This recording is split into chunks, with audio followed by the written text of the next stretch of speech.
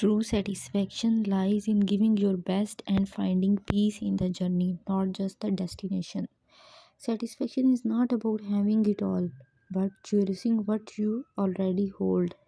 When hard work meets purpose, satisfaction becomes the ultimate reward. A content heart is the tourist for of satisfaction. Satisfaction comes when you align your efforts and with your values and with your dreams. Satisfaction is the quiet joy of knowing you are done all you can.